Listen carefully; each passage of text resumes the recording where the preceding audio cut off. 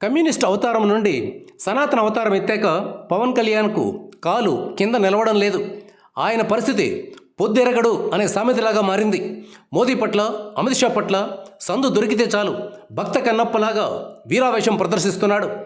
ఢిల్లీలో స్టూడెంట్స్ను, చివరకు అమ్మాయిలను కూడా అతి దారుణంగా కొడితే శ్రీమాన్ పవన్ కళ్యాణ్ గారిలో చలనం కూడా కలగలేదు. కలగకపోగా ఆందోళన చేసేవారిని అంతర్గత శత్రువులుగా డిక్లేర్ చేస్తున్నాడు. తలలు పగిలి కండ్లు పోయిన పిల్లల పట్ల కనీస మానవత్వాన్ని చూపడానికి బదులు అతి క్రూరంగా, హేయంగా మనుషులు సిగ్గుపడేలా మాట్లాడుతున్నాడు. మోదీ అరాచకం పట్ల, అవినీతి పట్ల, అజ్ఞానం పట్ల ప్రెస్ మీట్ కూడా పెట్టలేని దౌర్భాగ్యం పట్ల ఒళ్ళు మండిన వారిలో కొందరు అబ్యూజివ్ లాంగ్వేజ్ వాడారు. మరి ఈ లెక్కన బీజేపీ వాళ్ళు గత 12 ఏళ్లుగా అందరినీ దారుణంగా తిడుతున్నారు. కానీ వారిని ఏమీ అనడానికి వీల్లేదు. సనాతన ధర్మాత్ములు కదా, మరి వారు తిట్టినా కుట్టినా అది లోక కళ్యాణం కోసమే అనుకోవాలి. నీట్ ఎగ్జామ్ పేపర్ లీక్ వల్ల 20 మంది పిల్లలు సూసైడ్ చేసుకుంటే BJP, RSS, TDP, Janasena, Jagan సేనల వైపు నుండి కనీస స్పందన లేదు. ప్రవచనకారులు, ఇతర మహాపండితులు ప్రవచించే కర్మ సిద్ధాంతాన్ని ఈ నాయకులు చెప్తారు కాబోలు. ఈ పవన్ కళ్యాణ్ తెలంగాణ ఉద్యమం జరిగినప్పుడు 11 రోజులు అన్నం మానేశానని చెప్పాడు. ఇప్పుడు మోదీని ఎవరో తిట్టినందుకు కళ్ళ వెంబడి నీళ్లు ధారాళంగా వచ్చేసాయని చెప్తున్నాడు. బహుశా పవన్ ఇల్లు మొత్తం ఈ కన్నీటితో నిండిపోయి ఉంటుంది. అప్పట్లో 11 రోజులు మాత్రమే అన్నం మానేశాడు. మోదీని తిట్టారనే బాధతో ఈసారి 22 రోజులు అన్నం మానేసి ప్రోగ్రాం పెడతాడు కాబోలు. ఆంధ్రప్రదేశ్ అంతటా ఈ టాపిక్ మీదనే చర్చ జరిగేలా చేస్తారు. జన సైనికులు ధూమ్ధామ్ చేస్తారు. చంద్రబాబు, లోకేష్ లేటు తందానా అంటారు. జగన్తో పాటు ఈ ముగ్గురు, బాబు, లోకేష్, పవన్లు మోదీ భజన చేయడంలో పరస్పరం విపరీతంగా పోటీ పడుతున్నారు. ఎక్కడ ఎవరు క్రెడిట్ ఎక్కువ కొట్టేస్తారోనని ఆ ఛాన్స్ ఎదుటివారికి ఇవ్వకూడదు అన్నట్లుగా ఏపీలోని ఈ 4 నాయకుల పరిస్థితి ఉంది. రోజు రోజుకు కషాయానికి కట్టు బానిసలుగా మారిపోతున్నారు. తెలుగువాడి ఆత్మగౌరవాన్ని ఆర్ఎస్ఎస్ సంస్కృత భావజాలం దగ్గర తాకట్టు పెడుతున్నారు. ముఖ్యంగా చంద్రబాబును, చిన్నబాబును చూస్తుంటే ఎందుకు ఇంతలా దిగజారిపోతున్నారా అని అనిపిస్తోంది. తెలుగుదేశం పార్టీని ఎన్టీఆర్ ఎందుకోసం పెట్టారో కూడా తెలియని స్థితిలోకి వెళ్ళిపోతున్నారు. పార్టీ మూల సిద్ధాంతాల మీద గౌరవం లేనప్పుడు ఎన్టీఆర్ ఫోటో పెట్టుకోవడం మానేయడం మేలు. చంద్రబాబు అదృష్టం ఏంటంటే జగన్ అనే ఒక సైకో ఎదురుగా ఉండటం. ఏపీ ప్రజలు ఆ సైకో పేరు తలిస్తేనే జడుసుకునే పరిస్థితి ఇప్పటికీ ఉంది. చంద్రబాబు ధైర్యం ఇదే. జనానికి ఆల్టర్నేటివ్ లేదు, ఏం చేసినా మనకు తిరుగులేదు అనే భావనలో ఉన్నాడు. అయితే 4 ముఖ్య నాయకులు మోదీ భజనలో మునిగి తేలుతున్నప్పుడు ఆల్టర్నేటివ్ పుట్టుకురాదని కూడా గ్యారంటీ ఏమీ లేదు. జస్ట్ 2 నెలల్లో బొద్దింకల పార్టీ 12 ఏళ్ల చరిత్రను తిరగరాసింది. జనంలో మోదీ పట్ల, ఆర్ఎస్ఎస్, బీజేపీ అరాచకం పట్ల ఉన్న భయం ఒక దెబ్బకు ఎగిరిపోయింది. ఇప్పుడు ఎవరైనా మోదీని పొగుడుతున్నారు అంటే వారిని అంధభక్తులుగా, తిరస్కార భావంతో చూసే పరిస్థితి వచ్చింది. పరిస్థితులు మారిపోవడం వల్ల మోదీలో వెనకడుగు కనిపిస్తోంది.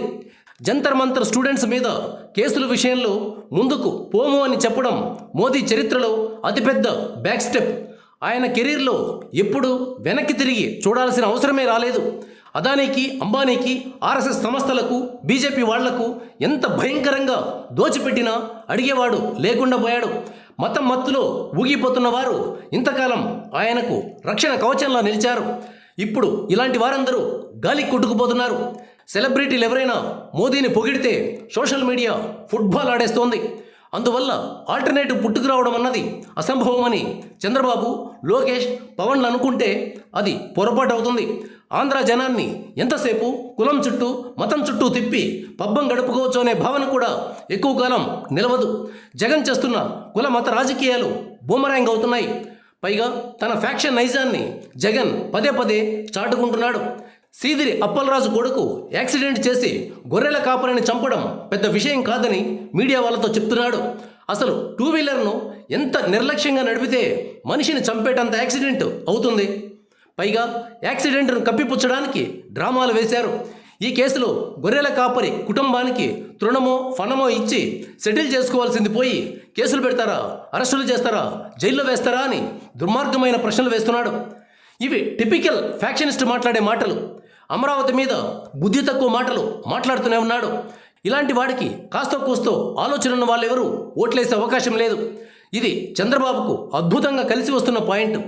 తెర వెనుక ఏం డీల్ జరిగిందో కానీ జగన్ 5 ఏళ్ల అరాచకం మీద కంప్లీట్గా సైలెంట్ అయిపోయారు. పైగా జగన్ మనుషులతోనే కలిసి వాటాలు వేసుకునే పరిస్థితి కూడా ఉందని ఏబీవీ టీం వాయించి పడేస్తోంది. దేశవ్యాప్తంగా విలయ తాండవం చేస్తున్న నిరుద్యోగ భూతం ఆంధ్రాలో కూడా ఉంది. పెట్టుబడులు వచ్చినప్పటికీ అతి కీలకమైన సాఫ్ట్వేర్ రంగం చేతులెత్తేసింది. కంపెనీల్లో ఆటోమేషన్ పెరిగిపోతోంది. ఏఐ దెబ్బకు 2 ఏళ్లుగా ఇండియన్ ఐటీ కంపెనీలు నికరంగా ఉద్యోగులను పెంచుకునే కార్యక్రమానికి స్వస్తి పలికాయి. అమరావతికి ఐటీ సర్వీసెస్ కంపెనీలు వచ్చి ఒక్కో కంపెనీ 1000 ఉద్యోగాలు ఇచ్చే పరిస్థితి లేదు. అసలు అలాంటి పరిస్థితి వైజాగ్లోనే లేదు. ఇన్ఫోసిస్, కాగ్నిజెంట్ లాంటి సంస్థలు ఆఫీసులు తెరిచినప్పటికీ వాటిలో ఎంప్లాయీ నెట్ అడిషన్ అంటే నికరంగా తీసుకునే ఉద్యోగుల సంఖ్య మైనస్లో ఉంటోంది. అందువల్ల వైజాగ్లో, హైదరాబాద్లో, బెంగళూరులో కూడా ఐటీ కంపెనీల స్వర్ణయుగం ముగిసిందని చెప్పవచ్చు. డేటా సెంటర్లు, సోలార్ పార్కుల వల్ల పెద్దగా ఉద్యోగాలు రావు. మ్యానుఫ్యాక్చరింగ్లోనే కాస్త ఉద్యోగాలు వస్తాయి. అయితే అవి స్కాటర్డ్గా ఉంటాయి. మల్టిప్లయర్ ఎఫెక్ట్ ఉండదు. ఒకే చోట కంపెనీలు 1,00,000 ఉద్యోగాలు క్రియేట్ చేయగలిగితే దాని ఇంపాక్ట్ మరోలా ఉంటుంది. అలాంటి పరిస్థితి అమరావతిలోనే సాధ్యం. కానీ ఆ నగర నిర్మాణం నత్తనడకన సాగుతోంది. ఐకానిక్ బ్రిడ్జ్ 2029 నాటికి పూర్తవుతుందనే నమ్మకం లేదు. దానికి సంబంధించి ఒక వార్త కూడా రావడం లేదు. రైల్వే లైన్ కథ కూడా అలాగే ఉంది. వాస్తవ రూపం దాల్చేదాకా రైలు వస్తుందని నమ్మలేం. దేశంలో అతి దారుణంగా ఉండే సెక్టార్లలో రైల్వే అగ్రస్థానంలో ఉంటుంది. రైల్వే వార్తలు పేపర్లలో హెడ్లైన్స్ రాసుకోవడానికి తప్ప వాస్తవంగా పూర్తయ్యేసరికి తరాలు గడిచిపోతాయి.